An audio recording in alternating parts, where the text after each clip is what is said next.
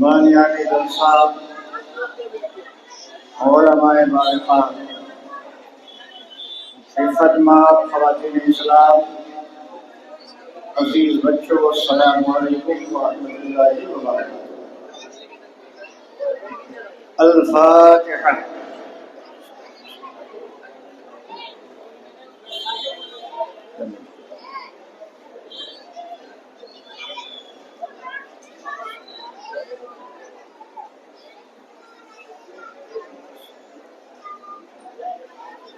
مخزن لطف و عطا بہر خدا امداد کن، صاحب صدق و صفا مشکل کشا امداد کن، اصبع شمس الدجا بدر الدجا کہف الورا، مظہر یار علی مرتضی امداد کن، وصلی اللہ تعالی علی خیر خلقہ ونور عرشہ محمد وعلی آلہ وصحبہ وآل بیتہ اجمعین برحمتک یا ارحم الراحمین بحق لا الہ الا اللہ محمد رسول اللہ صلی اللہ تعالی علیہ وسلم۔ الحمدللہ الحمدللہ الذی لا ضد له ولا ند له ولا شریک له، والصلاة والسلام على النبي الذي لا مثل له ولا مثال له ولا نظير له، وعلى آله الطاهرين وصحبه الطيبين من لا يتبعهم فلا نجاة ولا نصير له، أما بعد فأعوذ بالله من الشيطان الرجيم، بسم الله الرحمن الرحيم، لقد خلقنا الإنسان في أحسن تقويم، صدق الله العظيم وصدق رسوله النبي الأمين الكريم، ونحن على ذلك لمن الشاهدين والشاكرين والحمد لله رب العالمين۔ آئیے ہم اور آپ سبھی حضرات مل کر انتہائی عقیدت و محبت کے ساتھ اپنے و ساری کائنات کے مالک و مختار، ہم سب کے آقا و مولا حضور نبی رحمت سراپا خیر و برکت،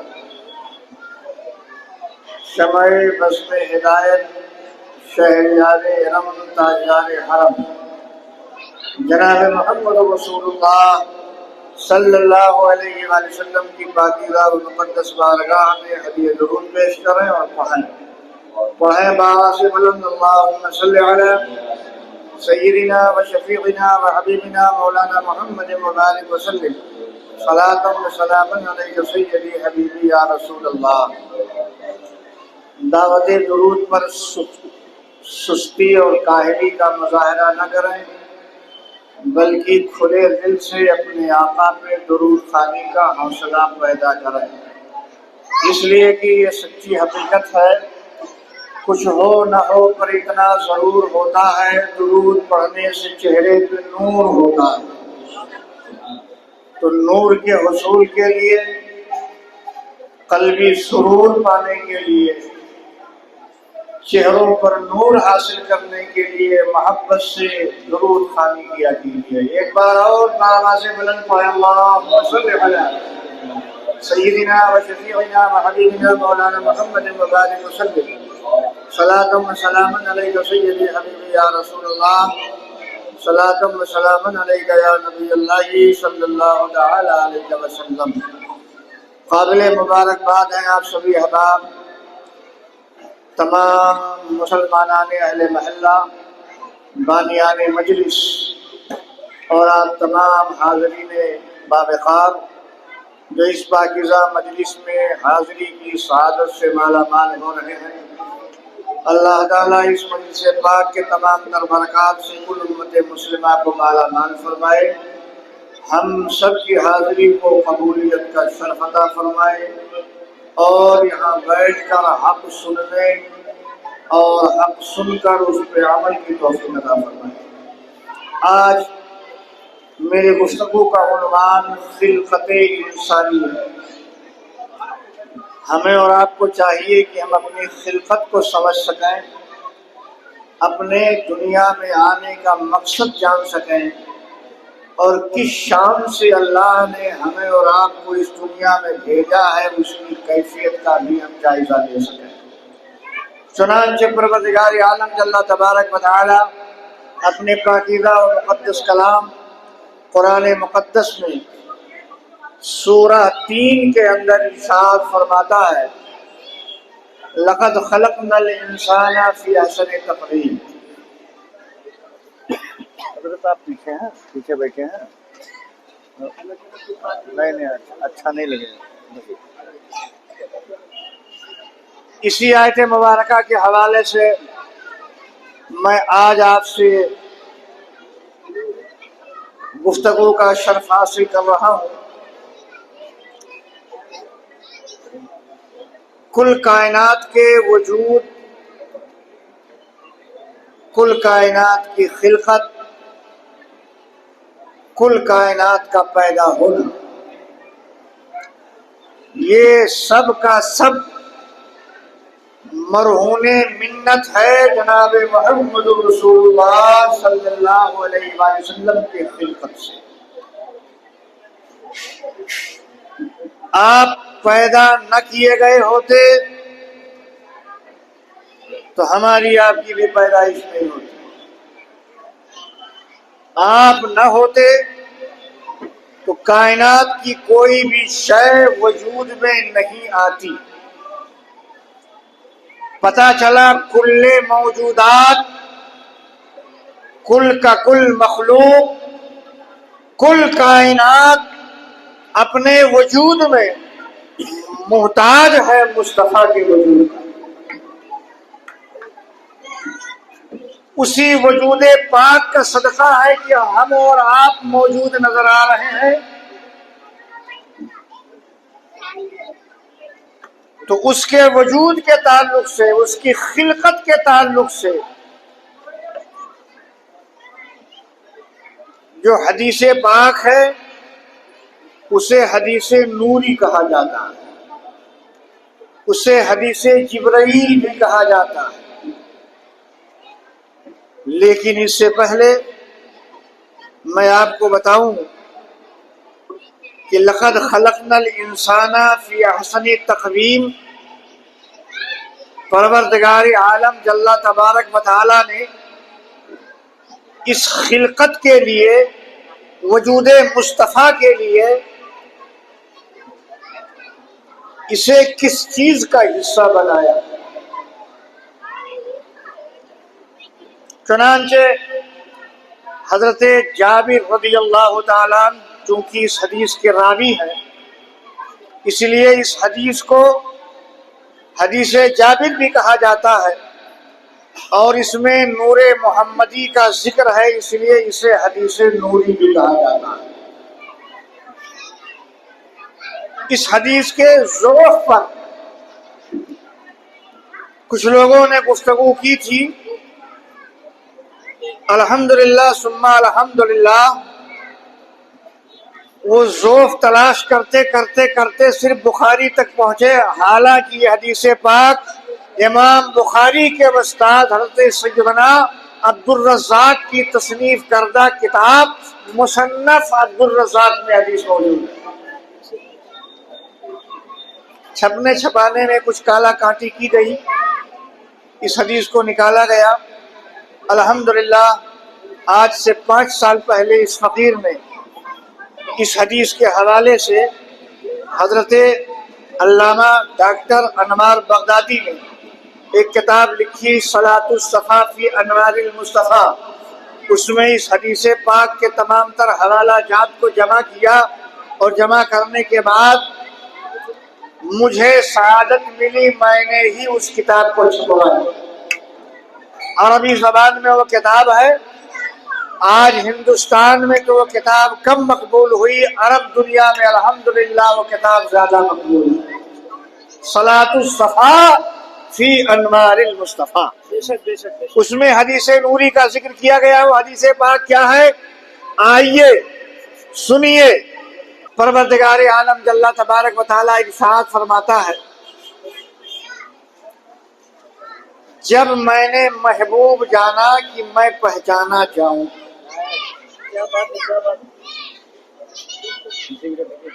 جب میں نے محبوب جانا کہ میں پہچانا جاؤں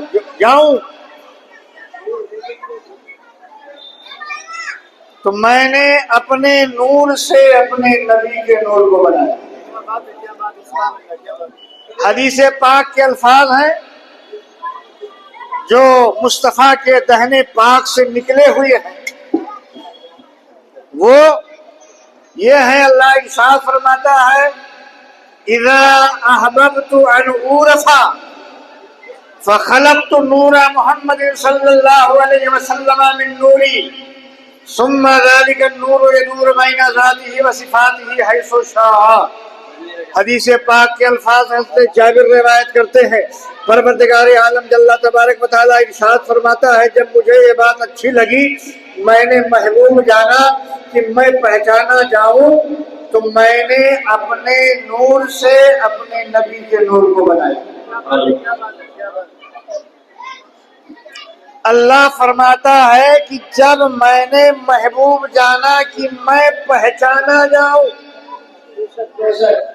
میری معرفت ہو، میری شناخت ہو، میں جانا جاؤں، میں پہچانا جاؤں، میں لوگوں کے علم میں آؤں، تو میں نے اپنے نور سے اپنے نبی کے نور کو بنایا. تو معرفت کے لیے سب سے پہلی چیز جو وجود میں آئی وہ نور مصطفیٰ، اس لیے کہ معرفت کے لیے عارف چاہیے. دو چیزیں ضروری ہیں معرفت کے لیے، جسے پہچانا جائے، جو پہچانے. تو جسے پہچانے کی بات ہے وہ تو خدا کی ذات ہے. اللہ فرماتا ہے میں نے محبوب جانا کہ میں پہچانا جاؤں، لیکن اب پہچانے کون؟ پہچاننے والا ہے ہی نہیں کوئی، صرف ایک واحد ذات ہے جو ہمیشہ سے ہے، وہ دائم ہے، وہ قائم ہے، وہ قیوم ہے، وہ ازلی ہے، وہ ابدی ہے، وہ ہمیشہ سے موجود ہے، ہمیشہ موجود رہے گا. وہ اپنے وجود میں کسی کا محتاج نہیں، وہ قائم بذات ہی ہے، وہ قائم بصفات ہی ہے. اس کے صفات بھی ازلی ہے، اس کی ذات بھی ازلی ہے. تنہا وجود باری کا ہے، لیکن وہ پروردگار اب اپنا تعارف چاہ رہا ہے، اپنی معرفت چاہتا ہے. وہ چاہ رہا ہے کہ میں پہچانا جاؤں، تو پہچاننے کے لیے اللہ رب العزت نے عارف کی ضرورت کو محسوس کیا. اب عارف بنے کون؟ تو سب سے بڑا عارف اور سب سے بڑا اول عارف اللہ نے جو منتخب فرمایا وہ اور کسی کو نہیں بلکہ اپنے ہی نور سے اپنے نبی کے نور کو بنایا. نعرہ تکبیر، نعرہ رسالت، حضرت شہدائے کربلا، نعرہ تکبیر، نعرہ رسالت. اذا احببتہ، جب میں نے محبوب جانا ان عرفا، میں پہچانا جاؤں، فخلقت نور محمد صلی اللہ علیہ وسلم کے لیے، میں نے اپنے ہی نور سے اپنے نبی کے نور کو بنا دیا. اچھا چلیے صاحب، اس پر ایک اعتراض قائم کر کے لوگ بہکانے کی کوشش کرتے ہیں، یا بہکایا جا سکتا ہے. آپ خود سمجھدار ہیں، سمجھنے کی کوشش کیجئے.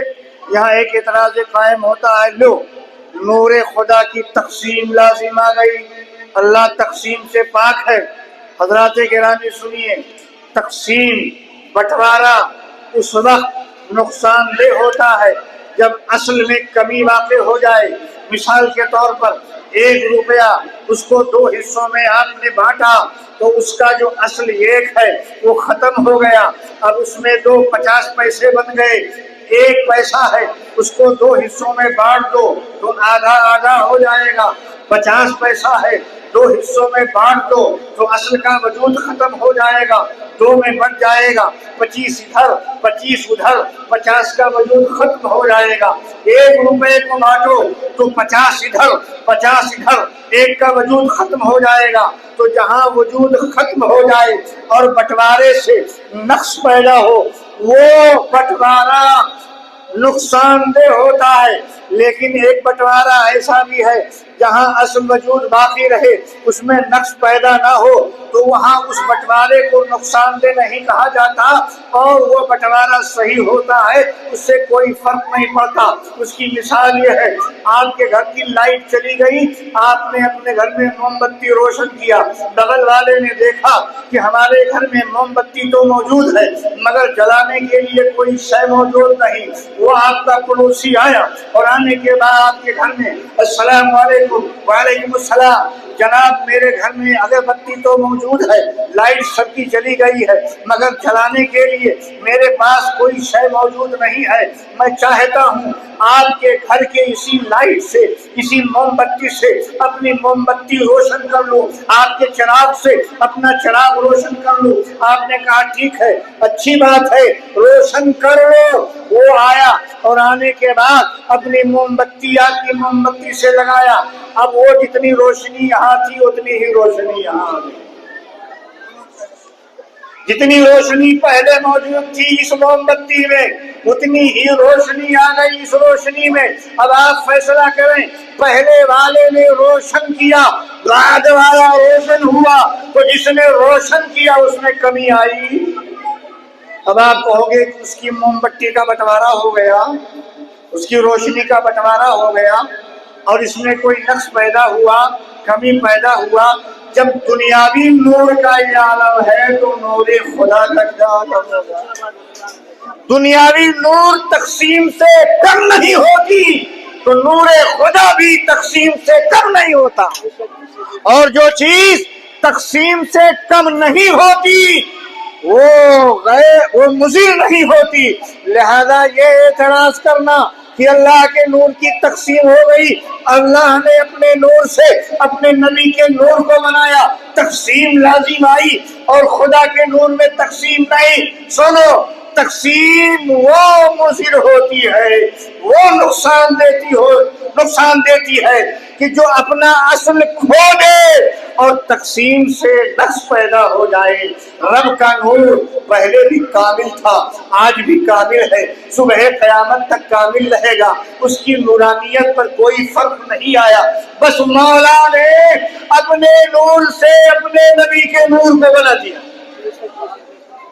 اب چلیے، اللہ نے انسان بنانا چاہا، کائنات کو بنانا چاہا، اپنی معرفت کرانی چاہیے، تو سب سے پہلے اس نے اپنے نور سے اپنے نبی کے نور کو بنایا۔ پھر اس نور نے کیا کیا؟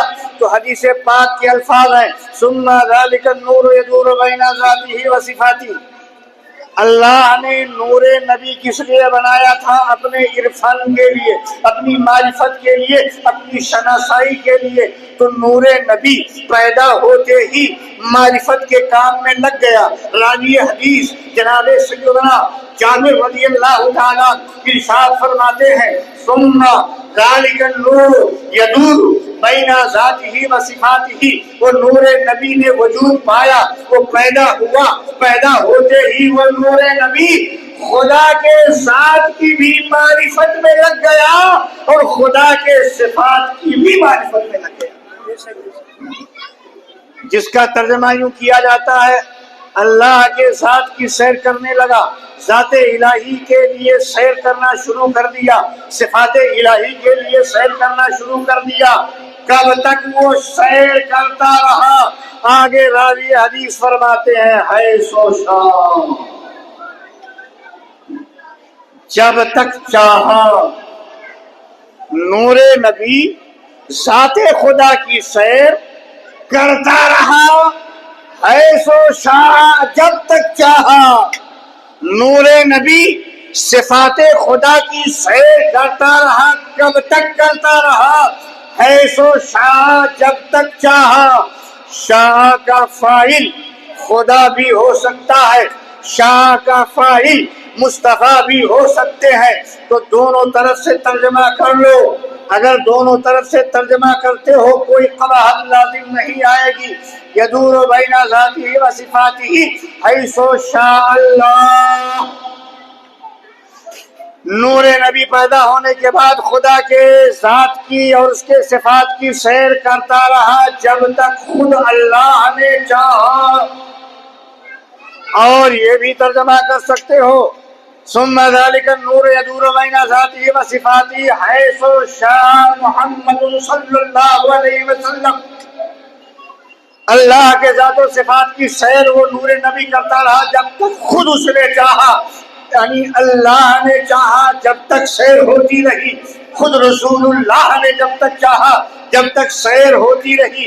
اب ہم تقسیم کو ہٹاتے ہیں اور الگ الگ کا معاملہ ختم کرتے ہیں، ترجمہ اس طور پر کرتے ہیں جو بزرگوں کے وساست سے ملا ہے، فقیہ ملت نے جو دیا ہے، علامہ اعظمی نے جو دیا ہے، مفتی قدرت اللہ نے جو عنایت کیا ہے، خواجہ علم و فن خواجہ مظفر نے جو شعور دیا ہے، اور وقت کے علامۃ الدہر علامہ عبدالعظمی گھوسی نے جن دولتوں سے نوازا ہے، اس دولت کی روشنی میں ایک ترجمہ کر دیتا ہوں. وہ ترجمہ یہ ہے، کاہے یہ کہتے ہو اللہ نے چاہا، کاہے یہ کہتے ہو رسول اللہ نے چاہا.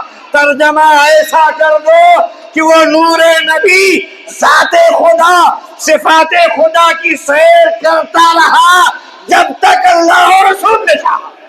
نعرہ تکبیر، نعرہ رسالت، دستِ شہدائے کربلا، نعرہ تکبیر، نعرہ رسالت. یہ تقسیم ہی ختم کر دی جائے، اللہ نے چاہا یا رسول اللہ نے چاہا. ارے رب نے تو چاہا تھا اسی لیے بنایا، اور رسول بنے ہی معرفت کے لیے. تو دونوں کی مشیت کیا تھی؟ معرفت کے لیے اللہ نے بنایا اس نور کو. اب صفات کی سیر، ذات کی سیر شروع ہو گئی. کب تک سیر؟ کب تک سیر؟ وقت بنا نہیں، ابھی صرف نور نبی بنا. ابھی اسی نور کی تقسیم ہوگی، چاند سورج وجود میں آئیں گے، گردش ایام پائے جائیں گے، پھر وقت کا وجود ہوگا. جب تک چاند سورج کا وجود نہیں ہے آپ اس کو وقت سے موقت نہیں کر سکتے، وقت ہے ہی نہیں. کون بتائے کب تک سیر ہوتی رہی؟ کون بتائے کب تک سیر کرنے والے نے کیا؟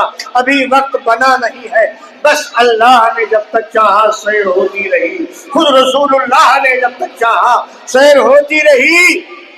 اور اللہ نے خلقت کا سلسلہ، خلقت انسانی کا سلسلہ، خلقت خلق کا سلسلہ، خلقت کائنات کا سلسلہ آگے بڑھانا چاہا تو میرے مصطفیٰ کے اس نور پر رب نے نگاہ رحمت ڈالی. وقت آپ کے ہاں بہت کم ہے، جو بھی وقت مل رہا ہے غور سے میری باتیں سن لیں، توجہ ادھر ادھر نہ بٹائیں. اگر آپ کی توجہ بٹے گی تو شاید میری بات آپ نہ سمجھ پائیں گے. غور سے توجہ سے سنیں.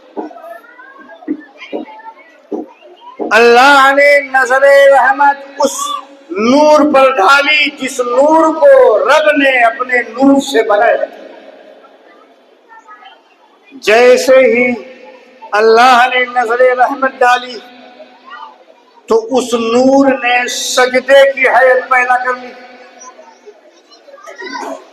اب جسم کا سجدہ، بدن کا سجدہ آپ کے علم میں ہے، لیکن اس نور کے نوری سجدے کا علم آپ کو نہیں ہے. بس یہاں یہی کہہ لو اور ترجمہ کر لو، جیسا اللہ نے چاہا وہ نور نبی سجدے میں گرا، یا جیسا خود نبی نے چاہا وہ نور نبی نے سجدے کی حیت پیدا کر لی. سجدے کی حیت پیدا کر لی، اور اس سجدے کی حالت میں میرے مصطفیٰ نے اللہ کی تسبیحیں پڑھنا شروع کر دیا.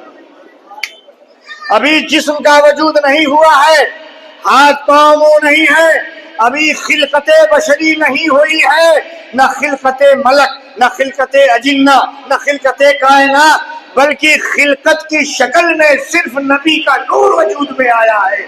موجودات میں صرف وجود نور نبی ہے، اور سجدے کی حالت لے لیا ہے. اور سجدے کی حالت میں اس نبی نے اپنے رب کی تسبیحیں بیان کرنا شروع کیا. تو سبحان اللہ، ان تسبیحوں کو آپ بھی یاد کر لینا. علماء ربانیین فرماتے ہیں جو ان تسبیحوں کو 100 بار پڑھ کر صبح فجر کے وقت اول آخر درود شریف اللہ سے دعا مانگے تو اللہ تعالیٰ اس کی دعا کو رد نہیں فرماتا، اس لیے کہ یہ اول تسبیح ہے جو وجود میں آئی۔ وہ اول تسبیح کیا تھی؟ سب سے پہلے میرے آقا اس نوری ماحول میں سجدہ ریز ہو کر رب کی تسبیح جب بیان فرماتے ہیں تو آقا کائنات فرماتے ہیں سبحان العلیم الذی لا یجہل۔ دوسرے نمبر پر میرے آقا فرماتے ہیں سبحان الجواد الذی لا یبخل۔ تیسرے نمبر پر اس نوری ماحول میں سجدے کے حالت میں میرے نبی اللہ کی تسبیح بیان کرتے ہیں سبحان الحلیم الذی لا یعجل۔ یہ تین تسبیح ہیں، اسے محفوظ کیجئے گا، پھر سے پڑھ دیتا ہوں۔ سبحان العلیم الذی لا یجہل، سبحان الجواد الذی لا یبخل، سبحان الحلیم الذی لا یعجل۔ ترجمہ کیا ہے؟ سبحان العلیم الذی لا یجہل، مصطفیٰ معرفت کے لیے سب سے پہلا سجدہ، وہ نوری سجدہ، نوری ماحول میں سجدہ کر رہے ہیں تو سب سے پہلی تسبیح کیا ادا کر رہے ہیں؟ آقا کہتے ہیں سبحان العلیم الذی لا یجہل، سبحان العلیم الذی لا یجہل، سبحان العلیم الذی لا یجہل۔ نوری بارگاہ ہے، نوری سجدہ ہے، نور کے لیے سجدہ ہے اور نور نے سجدہ کیا ہے، سب نوری ماحول ہے۔ سجدے کے عالم میں سب سے پہلے مصطفیٰ نے کیا کہا؟ سبحان العلیم الذی لا یجہل، سبحان العلیم الذی لا یجہل۔ کیا ترجمہ ہوا؟ پاک ہے وہ علم والی ذات جس کے یہاں جہالت نہیں۔ میرے نبی کیا کہہ رہے ہیں اللہ کے لیے؟ پاک ہے وہ علم والی ذات جس کے یہاں جہالت نہیں۔ اب میں آپ کو ایک بات بتا دوں، میرے نبی نے جو تسبیح بیان کی تو ابھی تو نوری ماحول ہے، صرف خدا نے نبی کے نور کو بنایا ہے اور نبی نے اللہ کے ذات کی سیر کی ہے، صفات کی سیر کی ہے، اور اس کے بعد جو سب سے پہلی تسبیح عمل میں لا رہے ہیں وہ کہتے ہیں سبحان العلیم، پاک ہے علم والی ذات جس کے یہاں جہالت نہیں۔ اب ہم عالم تصور میں ایک سوال کرتے ہیں، اے میرے آقا آپ کو کیسے معلوم ہوا کہ وہ علم والا ہے؟ ابھی تو آپ نے کہیں پڑھا لکھا نہیں، آپ کو کسی نے پڑھایا لکھایا نہیں، ابھی تو جبریل کا بھی وجود نہیں جو وحی لے کر آئے، ابھی تو نزول قرآن کا سلسلہ بھی شروع نہیں ہوا۔ اے نبی آپ نے کیسے جان لیا کہ اللہ علیم ہے، وہ پاک ہے؟ کیسے جان لیا کہ اس کے یہاں جہالت نہیں؟ سوال ہے آپ سے بھی، دعوت فکر ہے ابنائے وطن کو بھی، کل عالم مل کر مجھے اس کا جواب دے اور یہ بتائے ابھی نبی کے پاس نہ کوئی وحی آئی نہ کتاب آئی، ابھی نبی کا وجود بشری بھی نہیں، نہ ملک کا وجود ہے نہ خلق کا وجود ہے، نہ ہی پیغامات آنے جانے کا سلسلہ، صرف صرف دو چیزیں وجود میں آئی ہیں۔ ایک تو یہ کہ نبی کریم صلی اللہ علیہ وسلم کے نور کو بنایا گیا ہے اور انہیں نظر رحمت ڈال کر سجدے کی توفیق دی گئی ہے، بس توفیق سجدہ پایا ہے نبی نے اور نوری وجود پایا ہے نبی نے، سیر کرنا شروع کر دیا، ذات کی معرفت حاصل کر لی، صفات کی معرفت حاصل کر لی اور اللہ کی تسبیح بھی بیان کرنا شروع کر دیا۔ تو اس سوال کا جواب اسی سیر میں موجود ہے، اسی تفریح میں موجود ہے کہ اللہ نے اپنے نبی کے نور کو بنایا اور جب سجدے کی توفیق دی تو اس نبی نے ذات خدا کی سیر کرنے کے ساتھ ساتھ صفات خدا کی بھی سیر کی، عرفان ذات کے ساتھ ساتھ عرفان صفات بھی حاصل کیا، اور انہی صفات باری تعالیٰ میں علیم ہونا بھی ہے، علیم ہونا بھی ہے۔ تو اسی سیر میں علم نبی کا حال یہ کہ جان گئے مصطفیٰ خدا علیم ہے، اس کے یہاں کی حالت ہے۔ کیا بات ہے، کیا بات ہے۔ تسبیح بیان کر رہے ہیں، چلیے یہ تو نبی کی تسبیح سن لیا آپ نے، اب اس کا انعام بھی دیکھ لو، اس کا انعام بھی جان لو۔ آؤ، آقا پیدا ہو گئے، نوری ماحول مل گیا، سجدہ ریز ہو گئے، اللہ نے نظر رحمت ڈالی، سجدہ ریز ہو گئے، ذات خدا کی سیر، صفات خدا کی سیر ہوئی۔ اب مصطفیٰ نے تسبیح شروع کیا، سبحان العلیم الذی لا یجہل، سبحان العلیم الذی لا یجہل، سبحان العلیم الذی لا یجہل، سلسلہ جاری ہے۔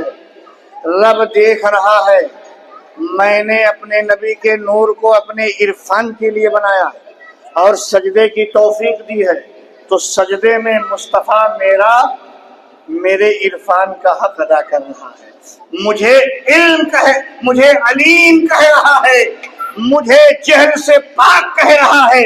العلیم العلیم العلیم کی صفت بار بار اپنی زبان پہ لا رہا ہے، تسبیح پہ تسبیح جاری ہے۔ سبحان العلیم الذی لا یجہل، سبحان العلیم الذی لا یجہل۔ رب نے دیکھا مصطفیٰ مجھے علیم کہہ رہے ہیں، میرا محبوب مجھے علیم کہہ رہا ہے، پروردگار عالم خوش ہو جاتا ہے، اے محبوب میں نے تجھے جس لیے بنایا وہی کام کرنے لگا ہے، اسی کام میں لگ گیا ہے۔ عرفان کے لیے بنایا تھا، معرفت کا سلسلہ شروع ہو گیا، پہچان کے لیے بنایا تھا، محبوب تو نے میری صفت کو پہچان لیا، میں نے اپنی تسبیح کے لیے عالم کو وجود دینا چاہا تھا، محبوب تو نے میری تسبیح گرداننا شروع کر دیا ہے۔ مصطفیٰ العلیم العلیم العلیم کا نعرہ بلند کرتے جاتے ہیں، خدا دیکھ رہا ہے، خوش ہو جاتا، محبوب تم مجھے علیم کہتے ہو، صلہ لے لو، انعام لے لو، اکرام لے لو، خدائی بارگاہ سے عطائیں لے لو۔ تم نے علیم کہا نا، تو اب اسی طرح کی نعمت سے سرفراز کروں گا، اسی طرح کی نعمت سے مالا مال کروں گا۔ تم نے علیم کہا، جا محبوب آج ہی سے میں نے تجھے عالم ما کان و ما یکون بنا دیا، آج ہی سے میں نے تجھے عالم ما کان و ما یکون بنا دیا۔ دنیا نبی کے علم کو ناپنے کی کوشش کرتی ہے، یہ دیا نہ وہ دیا، اتنا جانا نہ اتنا جانا، یہ آیا نہ وہ آیا، اتنا تھا نہ اتنا تھا۔ ارے میاں ابھی جبریل کے آمد کا سلسلہ شروع نہیں، آمد تو بعد کی بات ہے، جبریل کا وجود بھی نہیں ہے، مصطفیٰ کو خدا نے اس تسبیح کے صدقے میں عالم ما کان و ما یکون بنا دیا، جو تھا اس کا بھی علم دے دیا، جو ہے اس کا بھی علم دے دیا، اور جو ہونے والا ہے اس کا بھی علم عطا فرمایا۔ نعرہ تکبیر، نعرہ رسالت، دستگیر اعلیٰ حضرت، عشق محبت عشق محبت عشق محبت عشق محبت، نعرہ تکبیر، نعرہ رسالت۔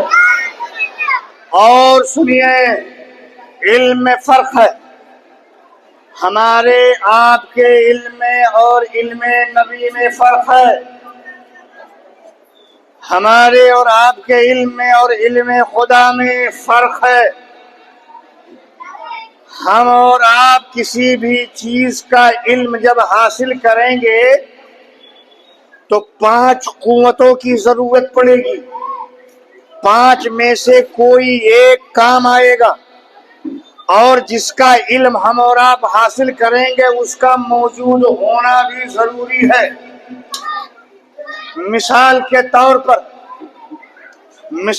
طور پر آپ کو کسی چیز کے بارے میں علم حاصل کرنا ہے تو 5 قوتیں سامنے آتی ہیں، اسی کو حواس سے خمسہ کہا جاتا ہے۔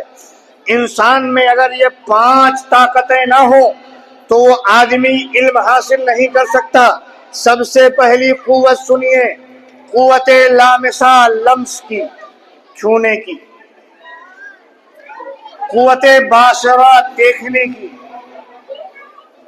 قوت سامعہ، سننے کی، قوت شامہ، سونگھنے کی، قوت ذائقہ، چکھنے کی۔ یہ 5 قوتیں اپنے اپنے طور پر کام کرتی ہیں، تب کسی چیز کا علم حاصل ہوتا ہے۔ ایک مثال دے دیتا ہوں اس سے۔ حضرت علامہ قبلہ کے ہاتھ میں ایک پھل آیا، یہ جانتے نہیں ہیں، بس ایک چیز ہاتھ میں آئی ہے، اس کو فوراً کھائیں گے نہیں، سب سے پہلے انہیں علم چاہیے کہ یہ پھل کھایا جاتا ہے یا نہیں۔ اب وہ علم حاصل کرنے کے لیے 5 قوتوں میں سے کسی ایک قوت کی ضرورت پڑے گی، تو علم نہیں ہے۔ قوت سامعہ، سنیں گے کسی سے، سن کر فیصلہ ہو گیا ہاں ہاں یہ پھل علامہ کھایا جاتا ہے، کھا سکتے ہیں شوق سے۔ چلیے کان نے تو فیصلہ دے دیا کہ ہاں کھایا جا سکتا ہے، مگر فوراً اسے اپنے حلق کے نیچے نہیں اتاریں گے، اس پھل کو دیکھیں گے، اس پہ کوئی گندگی تو نہیں ہے، گندگی تو نہیں ہے، نقصان دہ چیز تو نہیں ہے، کیڑے مکوڑے تو نہیں ہے۔ قوت باصرہ، آنکھ کام کرے گی، آنکھ نے فیصلہ دے دیا ہاں صاف ستھرا پھل ہے، کھائیے علامہ، آگے لے گئے، ابھی اپنے ناک کے قریب کیا تھا، کہیں اس کی مہک ایسی نہ ہو کہ جو مشامے جا کو معطر کرنے کے بجائے خراب کر دے۔ ناک کے قریب لے گئے، ہاں خوشبو ہے، معتدل ہے، ٹھیک ہے، بڑھیا ہے۔ قوت شامہ نے فیصلہ دے دیا، اب اس کے بعد اندر لے گئے زبان، ابھی بھی اندر نہیں اتارا، زبان کے ذائقے نے فیصلہ دے دیا کہ ہاں کھانے کے لائق ہے، ذائقہ اچھا ہے، اب اندر اتاریں گے۔ اس سے پہلے ہاتھ نے فیصلہ کیا ہاں نہ بہت ٹھنڈا ہے نہ بہت گرم ہے، تو قوت لامسہ نے بھی فیصلہ کیا، قوت سامعہ نے بھی فیصلہ کیا، قوت باصرہ نے بھی فیصلہ کیا، قوت شامہ نے بھی فیصلہ کیا، قوت ذائقہ نے بھی فیصلہ کیا۔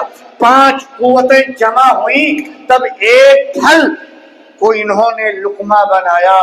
یہ عام انسان کا، آپ کا بھی یہی حال ہے، ہمارا بھی، سب کا یہی حال ہے۔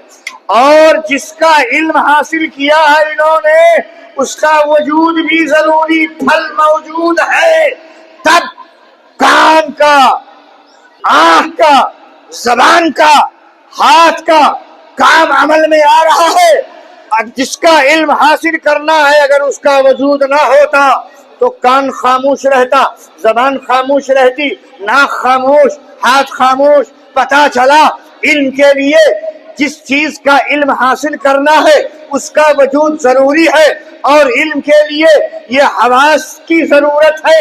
اے نبی، ابھی تو آپ کے پاس کان نہیں، بشری وجود ہی نہیں تو کان کہاں؟ اے نبی، آپ کے پاس ہاتھ نہیں، بشری وجود ہی نہیں تو ہاتھ کہاں سے؟ اے نبی، آپ کے پاس زبان نہیں، بشری وجود ہی نہیں تو زبان کہاں سے؟ اے نبی، آپ کے پاس ناک نہیں، ابھی بشری وجود ہی نہیں تو ناک کہاں سے؟ اے نبی، عام انسانوں کے تحصیل علم کی صورت یہ ہوتی ہے کہ 5 قوتوں کو سامنے لاتا ہے، اور یہاں تو آپ کے پاس 5 قوتیں ابھی ہے ہی نہیں، صرف نوری ماحول میں ہے۔ یہ علم کیسے ملا آپ کو؟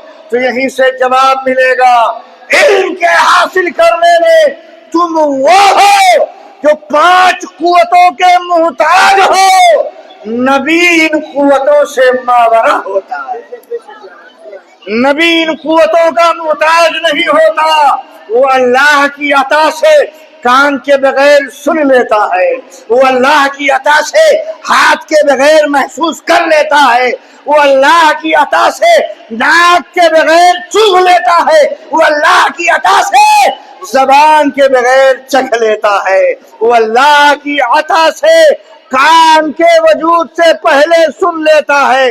ہم سننے کے لیے کان کے محتاج، نبی اس سے ماورا۔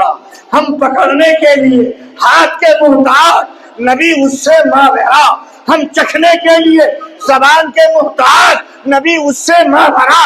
ہم سونگھنے کے لیے ناک کے محتاج، نبی اس سے ماورا۔ یہی تو فرق ہے۔ انہی مجبوریوں کو ختم کر دو تو اختیار وجود میں آتا ہے۔ یہ امتی مجبور ہے، یہ نبی ہے جو مختار ہے، یہ نبی ہے جو مختار ہے۔ اسی لیے تو ہم اپنے نبی کو صاحب اختیار مانتے ہیں۔ اللہ نے ابھی بشری وجود نہیں دیا، جان گئے مصطفیٰ کی اللہ علیم ہے، اور علیم کی صفت بیان ہو رہی ہے، اللہ کا انعام ہو رہا ہے۔ آئیے چلیے وجود وہ بھی سمجھا دوں میں آپ کو۔ جس چیز کا علم حاصل کرنا ہے اس کا موجود ہونا ضروری۔ پھل نہ ہوتا تو حضرت نہ سونگھ پاتے، نہ چکھ پاتے، نہ سن پاتے اس کے بارے میں، نہ اسے پکڑ پاتے۔ پھل کا وجود تھا تو چکھا، سونگھا اور دیکھا، ساتھ ہی ساتھ پکڑا۔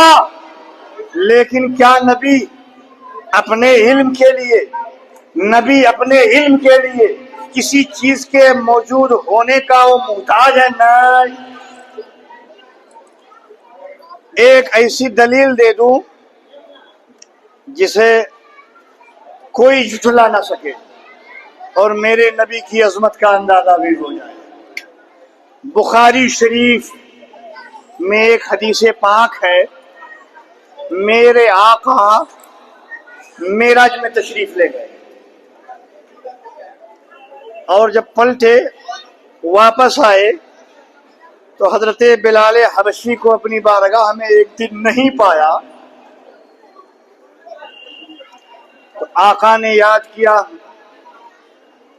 بلال کہاں ہیں؟ بلایا گیا بلال حبشی کو۔ سبحان اللہ۔ نہ بدر اچھا ہے فلک پر، نہ ہلال اچھا ہے۔ نہ بدر اچھا ہے فلک پر، نہ ہلال اچھا ہے۔ اور اگر عقل کو کام میں لے آؤ، عقل سلیم پیدا کر لو، تو ان دونوں سے بلال اچھا ہے، دونوں سے بلال اچھا ہے۔ بلال حبشی کہاں ہے؟ نہ بلال، بلال کہاں ہے؟ بلال کہاں ہے؟ بارگاہ مصطفیٰ میں حاضر کیے گئے۔ کیا حال ہے؟ کیا حال ہے بلال؟ مصطفیٰ غلام کو دیکھ کے مسکرا رہے ہیں۔ سبحان اللہ۔ اے میرے بھائیوں، آپ بھی اپنے ماتحتوں کو دیکھ کر مسکرانا سیکھو۔ 2 روپیہ آ جاتا ہے تو دماغ آسمان پہ۔ ماتحتوں کو دیکھ کر مسکرانا سیکھو۔ کام کرنے والوں کو، اپنے تحت کام کرنے والوں کو دیکھ کر مسکرانا سیکھو۔ نبی کی سنت ہے۔ اپنے غلاموں، نوکروں، چاکروں، ماتحتوں کو دیکھ کر مسکرانا سیکھو۔ اپنی بچیوں کو دیکھ کر مسکرانا سیکھو، بچوں کو دیکھ کر مسکرانا سیکھو، ماں کو دیکھ کر مسکرانا سیکھو، اپنے مومن بھائیوں کو دیکھ کر مسکرانا سیکھو۔ 2 روپیہ کیا آتا ہے دماغ آسمان پہ، منہ اینٹتے پھرتے ہو۔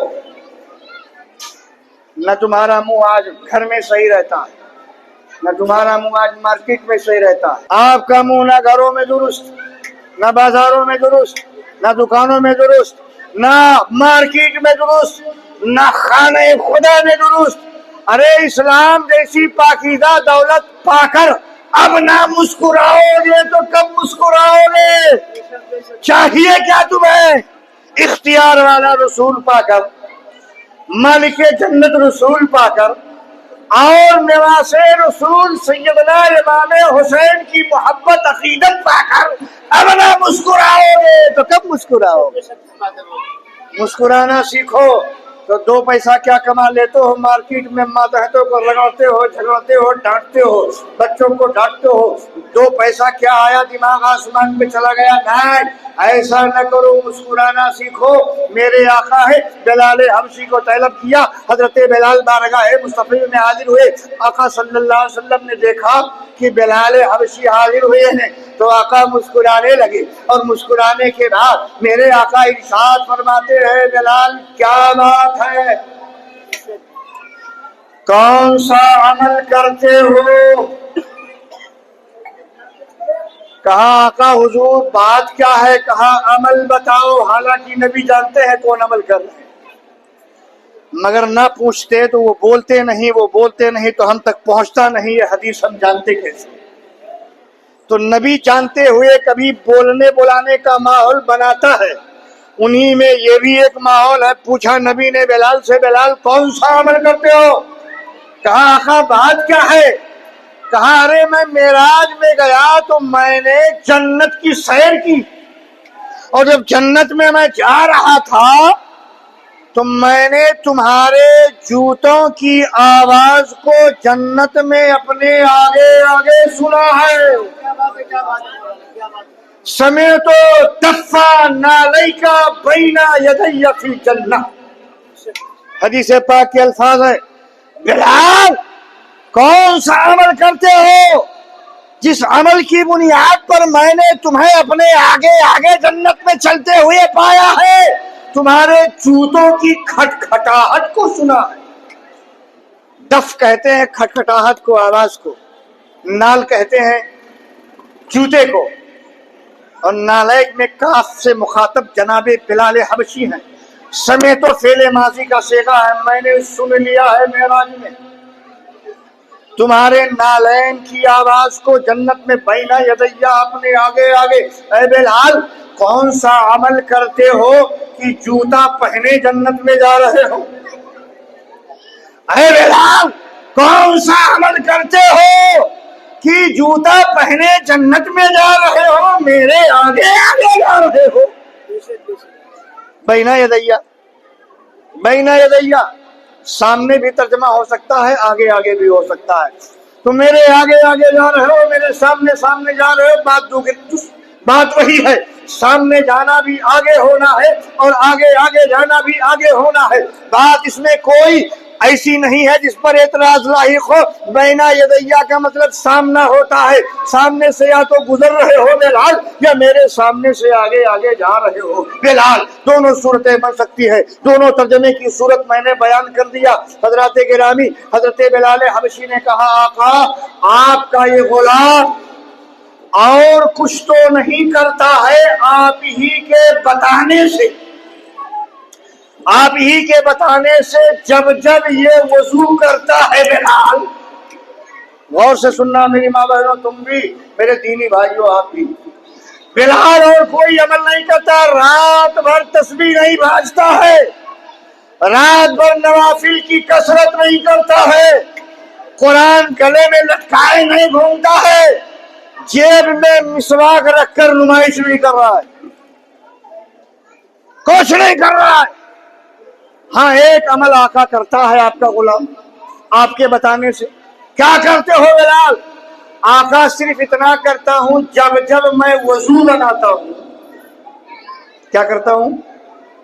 جب جب میں وضو بناتا ہوں تو وضو بنانے کے بعد 2 رکعت نماز تحیت الوضو ادا کر لیتا ہوں۔ تحیت الوضو، تحیت المسجد، 2 چیزیں۔ وضو بنا لیں آپ، اگر مسجد میں ہے تو 2 رکعت نماز پڑھ لیں تو وہی 2 رکعت آپ کے لیے تحیت المسجد بھی ہو جائے گی، تحیت الوضو بھی ہو جائے گا، مگر شرط یہ ہے کہ بیٹھنے سے پہلے ادا کر لیں۔ اور آگے چلیے، مسئلہ بھی بتاتا رہو، کچھ مسئلہ بھی ضروری۔ اگر آپ مسجد میں آئے، آپ نے وضو بنایا، بیٹھنے سے پہلے 2 رکعت نماز نفل پڑھ لیا، نفل کا وقت تھا تو وہی تحیت المسجد بھی ہو جائے گی، تحیت الوضو بھی ہو جائے گی۔ مسجد میں نہیں ہے اور دوسری جگہ پہ اگر آپ نے وضو بنایا تو وضو بنانے کے بعد 2 رکعت نماز غیر مسجد میں آپ پڑھیں گے تو تحیت الوضو ہو جائے گا۔ حضرت بلال کہتے ہیں آقا جب میں مسجد میں ہوتا ہوں اور وضو کرتا ہوں تو فوراً نماز ادا کرتا ہوں، مسجد کے باہر ہوتا ہوں، اپنے گھر میں ہوتا ہوں، جب وضو کرتا ہوں 2 رکعت نماز تحیت الوضو کرتا ہوں۔ میرے آقا نے جب سنا بلال میرے ارشادات میں سے اس ارشاد کو یعنی تحیت الوضو کے اس قول کو اپنا رہا ہے، آقا فرماتے ہیں بس بس یا بلال، بس یا بلال، یہی تیرا عمل ہے کہ اس عمل نے تجھ کو مدینے سے اٹھا کے جنت میں پہنچا دیا۔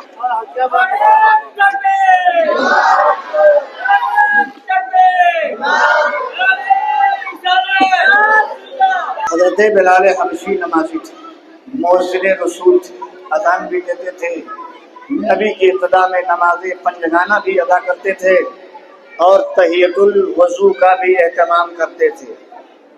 ہمارا آپ کا جب فرض ہی قائم رہتا ہے تو تحیت الوضو کیا پڑھیں گے؟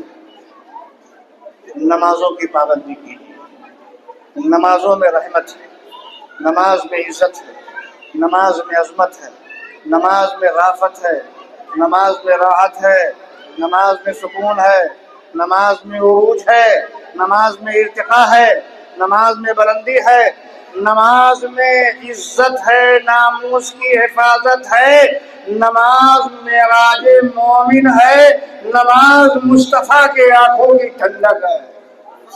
نماز پڑھا کرو، نماز سے غفلت نہ برتو۔ اچھا ہمارے یہاں ایک تکلیف یہ ہے کہ جو کام جتنا ہی زیادہ ضروری ہوتا ہے اسی کو غیر ضروری بنا دیتے ہیں، دوسرا غیر ضروری خوب کریں گے، جو ضروری کام ہے وہ نہیں کریں گے۔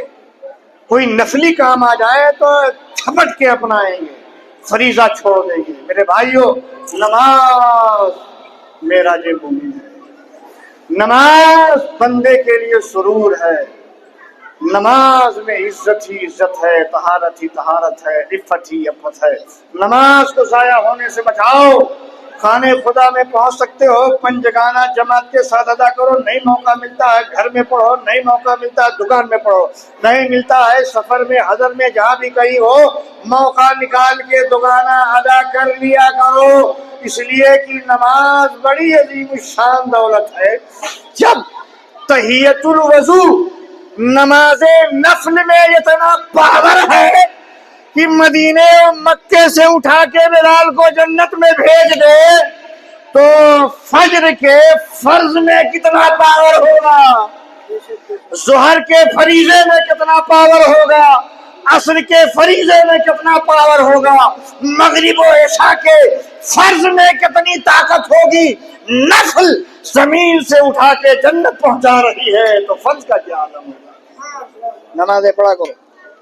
جواب دیا مصطفیٰ نے، مصطفیٰ کی بارگاہ میں، آقا 2 رکعت تحیت الوضو ادا کر لیتا ہوں۔ آقا نے فرمایا بس بس بلال، یہی تحیت الوضو کی برکت ہے کہ میں نے تجھے جنت میں اپنے آگے چلتا ہوا پایا۔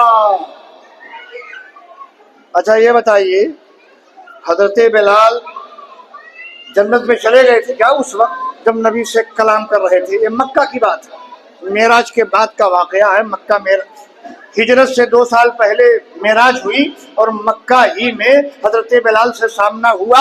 آقا نے سوال کیا، یہ سوال جواب سب مکہ میں ہو رہا ہے۔ چلیے ٹھیک ہے صاحب، تو مکہ سے آئیں گے بلال حبشی کہاں؟ مدینہ شریف، پھر وفات ہوگی، وفات کے بعد وہ قبر عالم برزخ میں جائیں گے اور پھر جب قیامت کے قریب سور پھونکا جائے گا تو اپنی قبروں سے اٹھیں گے، پھر ہنگامے محشر جھیلیں گے، میرے مصطفیٰ شفاعت کا دروازہ کھولیں گے اور اذن شفاعت جب مل جائے گی تو اور لوگ بھی شفاعت کریں گے، باب کرم کھلے گا، باب جنت کھلے گا۔ اب داخلے کی نوبت آئے گی، جب دروازہ کھلے گا، باب جنت کھلے گا، تب حضرت بلال انٹری لیں گے، جب داخل ہو جائیں گے تب چلیں گے، جب چلیں گے تب آواز پیدا ہوگی، جب آواز پیدا ہوگی تب سنی جائے گی۔ جب میرے نبی نے فرمایا سمعت ہو، میں نے سن لیا، ماضی کا صیغہ، اس وقت بلال کہاں تھے؟ مکہ میں۔ جنت میں تھے کیا؟ نہیں نا، مکہ میں تھے، جنت میں گئے نہیں، جائیں گے۔ جب جائیں گے تب چلیں گے، جب چلیں گے تب آواز ہوگی، جب آواز ہوگی تب سنی جائے گی۔ کیا مطلب؟ ابھی بلال جنت میں گئے رہے ہیں، نہ چلے ہیں، نہ آواز ہوئی ہے، لیکن مصطفیٰ معراج میں سن رہے ہیں، علم ہو رہا ہے نبی کو۔ پتا چلا ہمارے آپ کے علم میں اور علم نبی میں خاصا فرق ہے۔ وہ فرق یہ ہے کہ ہم جس چیز کا علم حاصل کرنا چاہتے ہیں اس کا موجود ہونا ضروری ہوتا ہے۔ نبی اس سے پاک ہے، چیز کا وجود نہیں ہوا ہے، نبی سن رہا ہے۔ ابھی جنت میں گئے نہیں، چلے نہیں، آواز نہیں ہوئی، مصطفیٰ نے معراج میں سن لیا ہے۔ کوئی کہے ایسا کیسے؟ تو ان کو جواب دینا، بخاری کی روایت ہے، سمیتوں کا صیغہ ہے، فعل ماضی ہے، فعل ماضی کا مطلب اس کا تعلق پیچھے سے ہو، مطلب آقا فرماتے ہیں میں نے سن لیا، سنوں گا نہیں، سن لیا بلال تمہارے جوتوں کی کھٹکھٹاہٹ کو جنت میں، اور دیکھ بھی لیا بلال تمہیں کہاں بینہ یدیا، میرے سامنے۔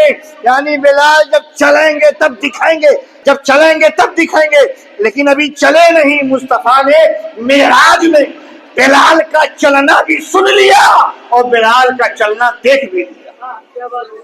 تو نبی کے علم میں اور عام بندوں کے علم میں فرق ہوتا ہے، اس لیے موازنہ مت کرو، نبی کے علم کو ناپنے کی کوشش مت کرو۔ ابھی بشری وجود بھی نہیں، اعلی علم کا وجود نہیں۔ مصطفیٰ خدا کی تسبیح بیان کر رہے ہیں، سبحان العلیم الذی لا یجہل، پاک ہے وہ علم والی ذات جس کے یہاں جہالت نہیں۔ اللہ خوش ہوتا ہے، محبوب میں نے تمہیں آج کل اور آنے والے کل سب کا علم اپنے کرم سے اس تصویر کے صدقے عطا کر دیا۔ اللہ تعالیٰ علم نبوی کا صدقہ عطا فرمائے، علم نبوی جیسا ہے اس طرح اس پر ایمان رکھنے کی توفیق عطا فرمائے۔ 3 تسبیحیں پڑھی تھی، ایک ہی تسبیح پر گفتگو ہو پائی، انشاءاللہ باقی پر آنے والے دنوں میں گفتگو ہو جائے گی۔ میں ہوں آپ کے درمیان 10 روز، وقت کی پابندی سے تشریف لائیں اور حکومت کے کارندوں کو بھی تکلیف نہ ہو۔ ہم ضابطے والے لوگ ہیں، ضابطے کی رعایت کرتے ہیں۔ ٹھیک 9:30 بجے آپ کی حاضری یہاں ہو جانی چاہیے۔ فقیر بھی 9:30 کے مان بعد یہاں حاضر ہو جائے گا۔ جتنا بھی وقت ملے آپ اسے کارگر بنائیں، مجھے خدمت کا موقع دیں۔ اللہ تعالیٰ آپ سب کو شاد و آباد رکھے، مصطفیٰ کی خلقت کا فیضان ہم سب کو عطا فرمائے اور نور محمدی کا صدقہ ہم سب کو عطا فرمائے۔ باقی مادہ مضمون انشاءاللہ آنے والے دنوں میں۔ السلام علیکم ورحمۃ اللہ وبرکاتہ۔ کھڑے ہو جائیں، درود و سلام۔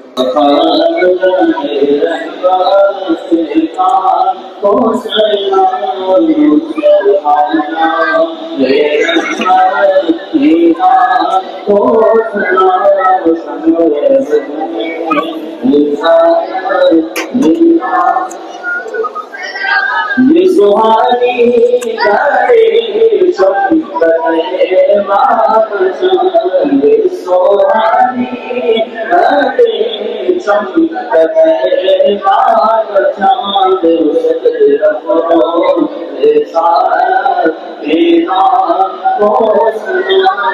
سے مجھ سے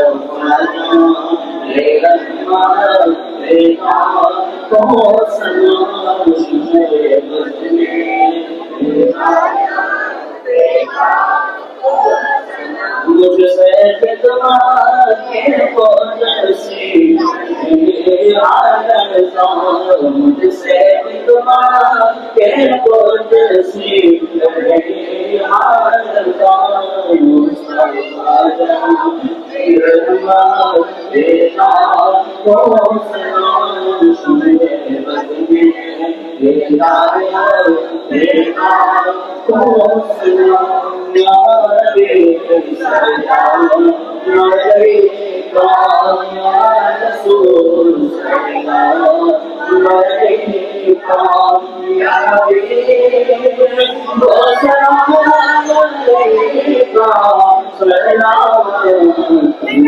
الله عليك صلاة والسلام عليك يا رسول الله صلاة والسلام عليك يا نبي الله وعلى آله وأصحابه وسلم يا رسول الله صلى الله عليه وسلم